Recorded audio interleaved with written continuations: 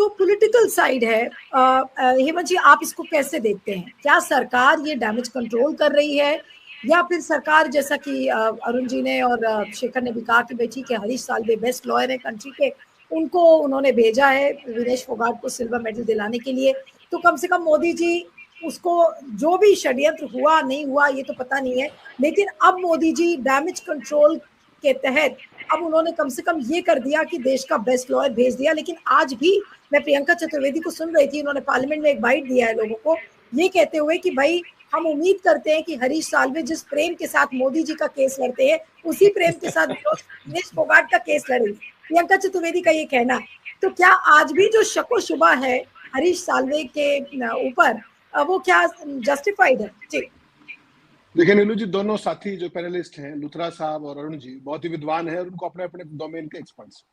जहां तक मेरी जानकारी है और जो तमाम पिछले 4 दिन से मैं जिसको फॉलो कर रहा हूँ, मैं इस निष्कर्ष पे पहुंचा हूँ। आपके दर्शकों के लाभ के लिए थोड़ा सा समय लूंगा मैं।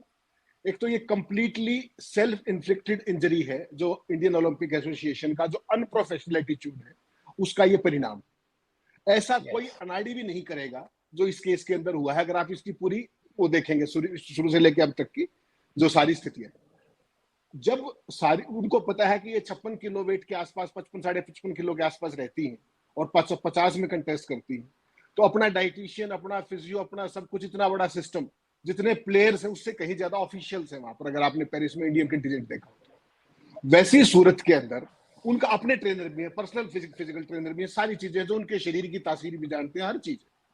वैसी सूरत के अंदर पहली बात तो ये कि जब शाम को ये क्लियर हो गया था कि वेट बढ़ा हुआ है, जाने से पहले, जब जैसा लुथरा साहब ने बताया कि 7:29 में वो जाकर के वेइंग के लिए गई, वेट इन के लिए, तो मेरा कहना यह है कि अगर इफ एट ऑल उनको पता था कि 100 ग्राम वेट ज्यादा है, तो इतने समझदार तो सारे हो सकते हैं कि मेडिकल सर्टिफिकेट के बेसिस के ऊपर वो उससे विड्रॉ कर लेती, वेट पे ना जाती, कम से कम उनका सिल्वर मेडल बचा रहता।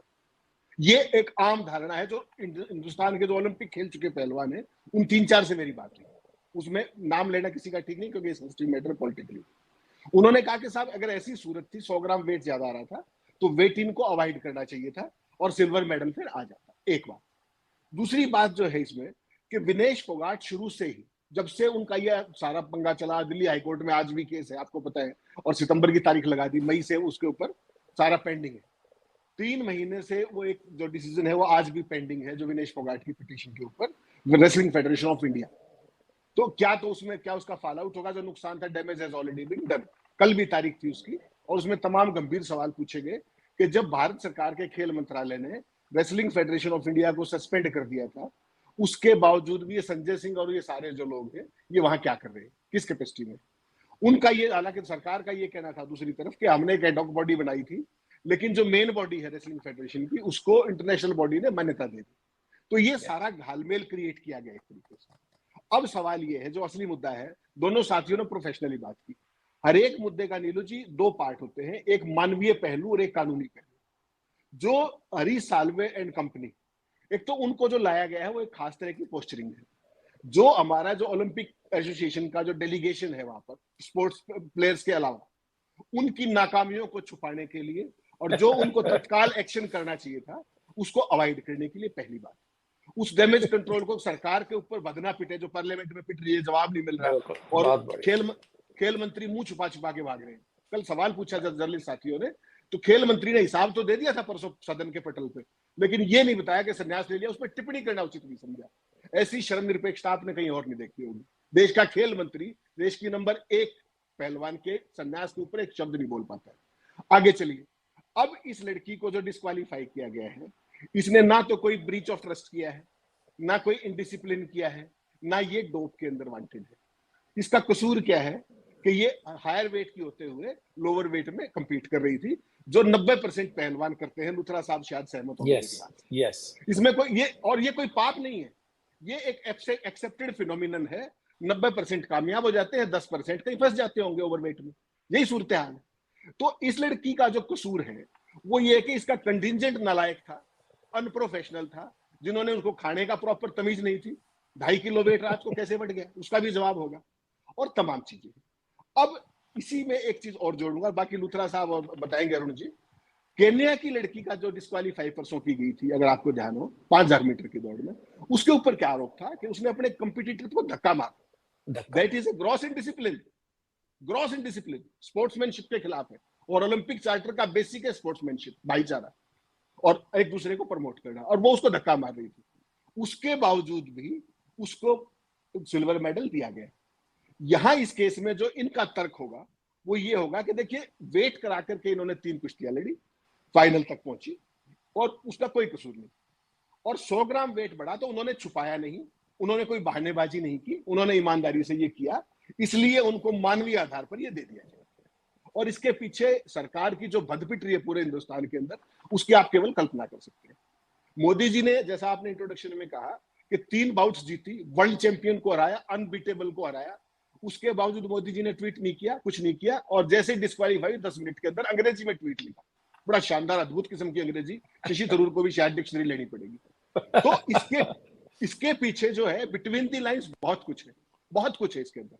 तो एक चीज है पोस्चरिंग की, जो ये सरकार लगातार अपनी फेस सेविंग ग्रेस करने की कोशिश कर रही है, अपने जो कंटिंजेंट है उसकी नलायकियों को छुपाने की कोशिश कर रही है। वो नलायकी क्या है, उसको डाइट किसने दी, वो इतना वेट कैसे बढ़ गया, वो मैनेज क्यों नहीं हुआ, और अगर उसके बावजूद भी था तो मेडिकल ग्राउंड के ऊपर उनको विड्रॉ क्यों नहीं किया गया, ताकि उनका सिल्वर मेडल कायम रहता। उसके लिए जो कुछ भी करना होता है उनको करना चाहिए, और इसी काम के लिए ये जितनी टीम होती है आईओए की, वो होती है।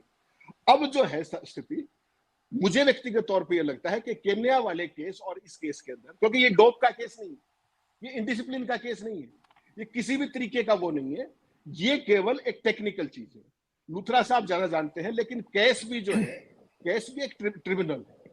इसका जो मेन जो हेड ऑफिस है वो स्विट्जरलैंड में है, और इसकी 2 स्विट्जरलैंड में और 2 और है, एक ऑस्ट्रेलिया के अंदर है और एक अमेरिका के अंदर। इसकी वो अपने क्या बोलते हैं इसको, बेंचेस। लेकिन मेन बेंच जो है आजकल, वो for the timing due to Olympics वो पेरिस में बैठ रही है। तो आज पेरिस के अंदर ही वो हियरिंग हो रही है।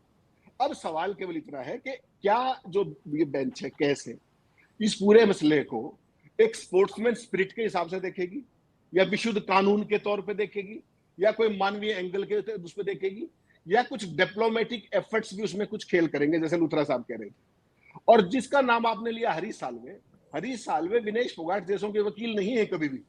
ही इज सच ए, कितनी महंगी फीस आप कल्पना ही कर सकते हैं हम सारे तो, और ना वो स्पोर्ट्स के स्पेशलिस्ट है। फिर भी उनको क्यों भेजा गया, अगर आपको ध्यान हो तो वो मोदी सरकार के सबसे चहेते वकील हैं, अरुण जेटली के साथी हैं, फर्स्ट वन के अंदर सॉलिसिटर जनरल थे।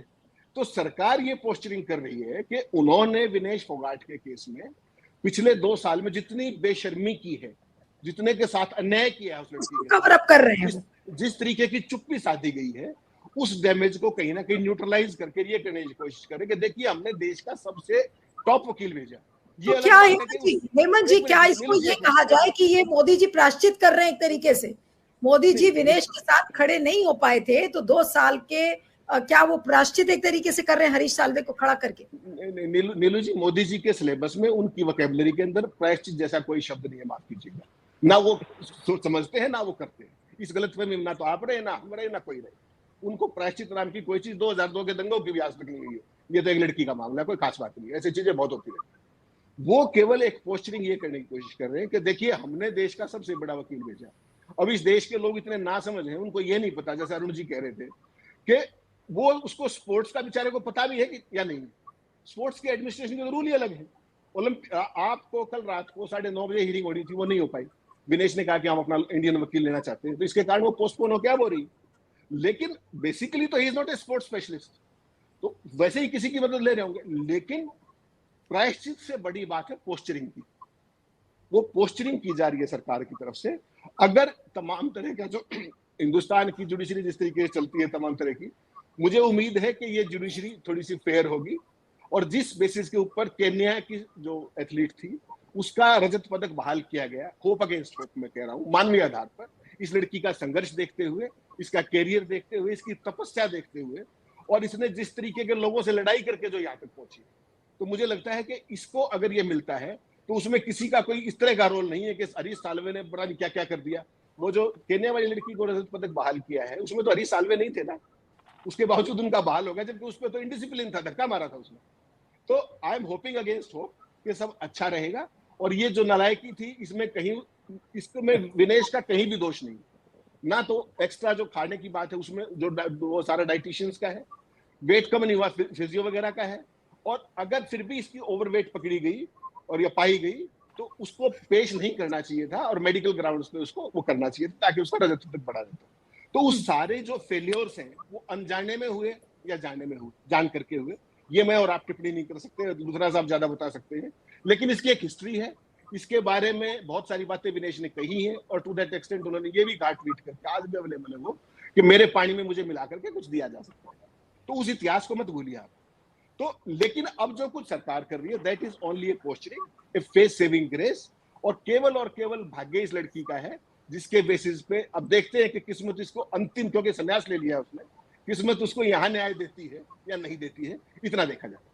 चलिए, हरियाणा चुनाव में ज्यादा समय नहीं है और ये पब्लिक पोस्चरिंग क्यों हो रही है, कुछ कहना चाह रहे हैं? हाँ बोलिए बोलिए बोलिए। लुथरा साहब ने जो बात कही केवल उसमें एक वैल्यूएडिशन में करना चाहता हूँ, बहुत अच्छी बात उन्होंने कही कि वो अभिभावक की तरह होते हैं पूरे स्पोर्ट्स स्टाफ और सारी चीजें, और एक भरोसे की बात होती है, बिल्कुल। लेकिन सबसे बड़ा अभिभावक तो रेसलिंग फेडरेशन ऑफ इंडिया का बृजभूषण चरण सिंह, ये भी मत भूलिए लुथरा साहब, जो अगर ये सारे अभिभावक हैं तो वो तो उनके पितामह थे, अध्यक्ष के नाते पिता तो थे ही थे, अगर आप उस रूप में जाए उसमें तो फिर पितामह थे, और उसकी जो कंप्लीट हरकतें, पूरा अहंकार, पूरा शोषण के जो आरोप और तमाम चीजें, और जो एक लड़की ने नहीं तमाम ने लगाए, तो ये जो वापसी भरोसे की जो बात हम करते हैं वो आदर्श परिस्थितियों की बात है जो रेसलिंग फेडरेशन ऑफ इंडिया में जो उनके टाइम में हुआ, और उसके बाद बृजभूषण शरण सिंह के जो चेले आए संजय सिंह और उनकी तमाम हरकतें, और जिस तरीके से विनेश को 53 किलो में नहीं लड़ने दिया गया, वो सारी कहानी कुछ कह रही है, और वो कहानी ये कह रही है कि हर पल उसको रौंदा गया।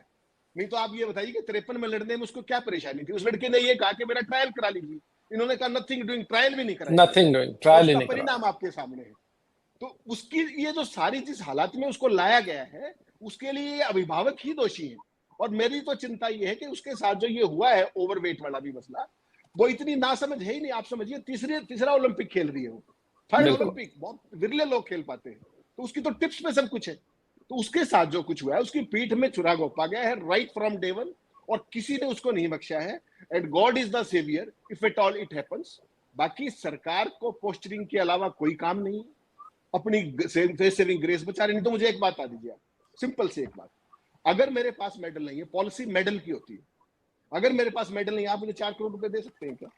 किस कानून के तहत दे सकते हैं?